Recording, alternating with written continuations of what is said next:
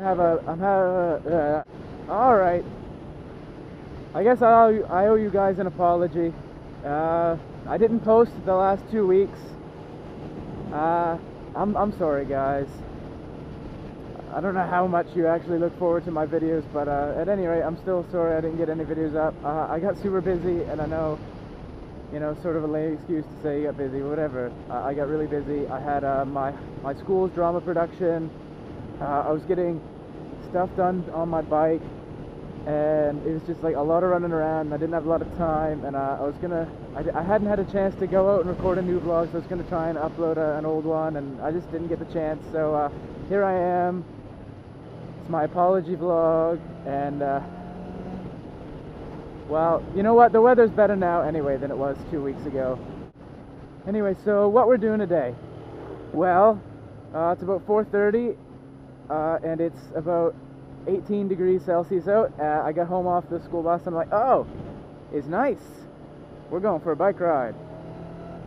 So we're not going really far.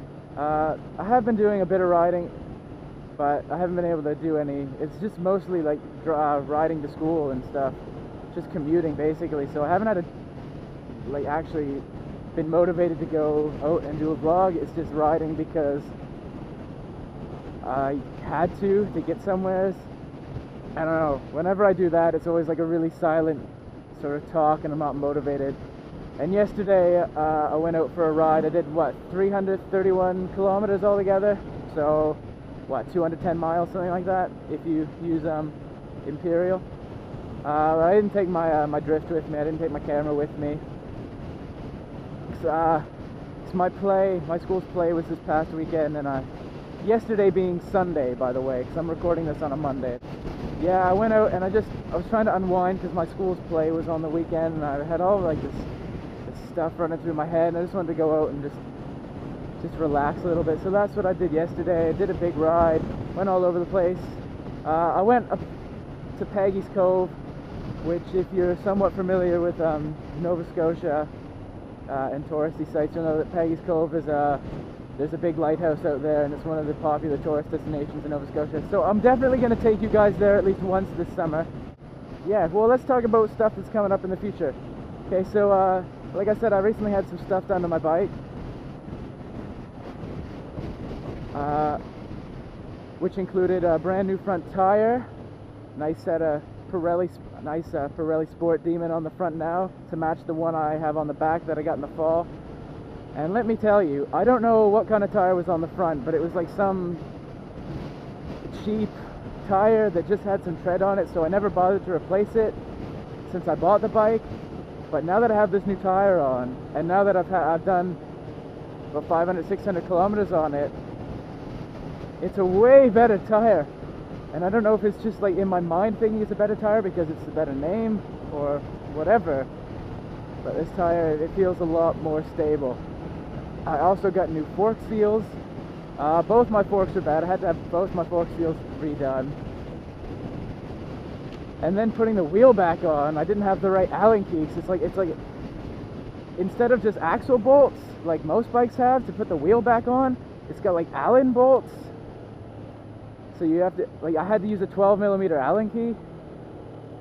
I don't know what's going on with that. It's weird. I don't know if that's just a street bike thing, and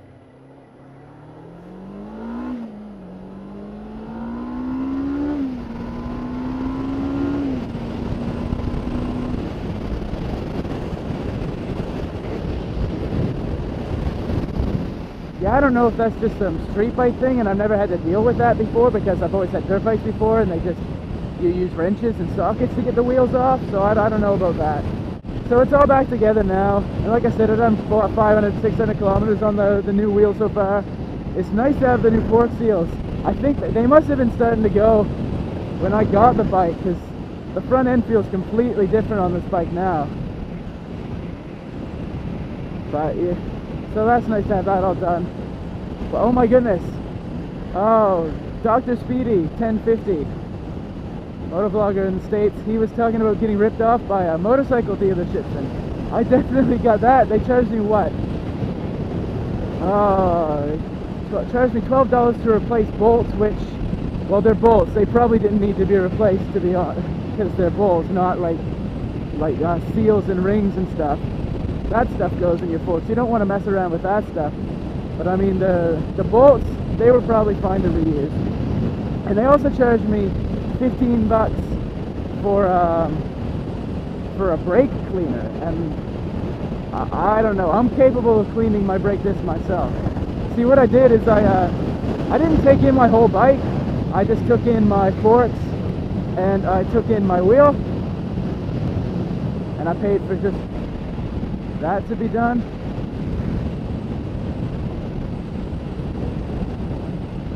So I didn't take in my whole bike. So we're just out for a bit of a ride today, just exploring.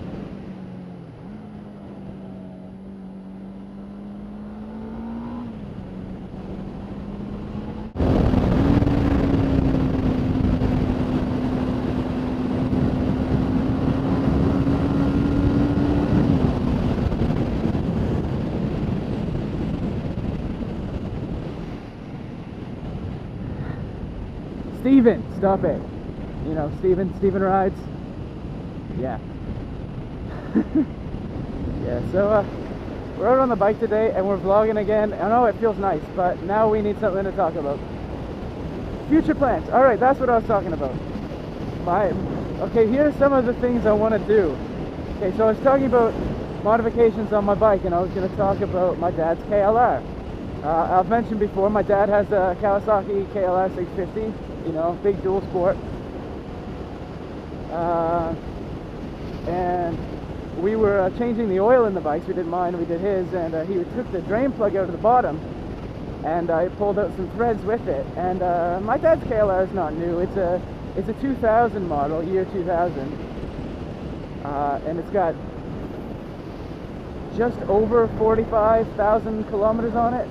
So that's like what, 25,000, 28,000, 27,000 miles sort of thing. So it's got a few kilometers on it. I think he's had it since 02, 03, something like that. He's had it for like 10 years. Ridden the bike tons and tons. He's been all over on that bike. But anyway, so the threads, oh my goodness, it's windy in this field. I apologize for the wind noise, it's really windy right now. So the threads on the drain plug pulled out, and he hasn't had a chance to fix that yet, but hopefully we're going to be able to get that done. It might even be finished by the time this video comes out. But what I really want to do, so I think it'd be a lot of fun, is to go do like a dual sport adventure video. Just go get lost in like the absolute middle of nowhere on the KLR, and just do like an adventure sort of moto vlog. I think that'd be a lot of fun. You'll see the KLR, you'll probably see the KLR a couple times this summer. I mean, and might not, sorry, no, my head was itchy. Yeah, you might see the KLR a bit this summer, and it's not just going to be me driving it. I'm sure you'll see, I'll do a couple of rides with him for sure. We're planning on doing a trip to Newfoundland. I don't know if I talked about this before. My dad and one of his friends. Just it's going to be funny too, because there's me. We all have Kawasaki's, oddly enough. But there's going to be me on my Ninja 500, my dad on his KLR, and then my dad's friend Steve on, he has a Kawasaki Vulcan. It's an 800. So it's going to be like the Sport Tourer, the Dual Sport, and the Cruiser, all traveling together. So we'll be quite the motley crew. But that's going to be a pretty seat of your pants sort of thing. Because that's going to be, well, we're going to have to take the ferry to go to Newfoundland. Newfoundland's an island. It's a big island. It's a province, part of Nova Scotia, Newfoundland and Labrador. So we're going to have to take the ferry to get to Newfoundland. But that's going to chew up most of our budget for the trip. So it's going to be basically, hey look, there's a dirt road. I wonder if we can camp down it. That's what it's going to be. So that's going to be a lot of fun. And last year, my dad and Steve went down into the States, and they did New England and upstate New York. They went up Mount Washington. I'm sorry if you're not familiar with the area I'm talking about, but Google it, because I'm sure there's lots of information on Mount Washington and upstate New York and all that kind of stuff. That's pretty cool, because we're not really that far away. We're maybe what, 6-hour drive to the border, to the New Brunswick, Maine, Canada-US border. So we're not that far away, so you can get there in a day. And that's about the distance it would be to get to Sydney, Cape Breton, which is where the ferry goes to Newfoundland. So that's something I'm definitely looking forward to, and hopefully I can get lots of video, but I'm not sure because of you know, charging batteries for the camera and everything. So it might be a little bit tricky. Hopefully it all works out and I'm able to get lots of footage just exploring, because Newfoundland is beautiful. Nova Scotia is beautiful. I think there's sort of, it depends who you ask, if whether or not the person thinks Newfoundland and Nova Scotia is more beautiful, like for the scenery and the roads and the water. But that's something they really have in common, is the fact that they're both all along the water. I mean, obviously, well, Nova Scotia is connected by an isthmus, and Newfoundland is an island, so they have quite a bit. There's quite a bit in common in the way the shoreline looks in some spots. I think that bearing needs to be replaced. That's why the bars shake like that. It's terrible.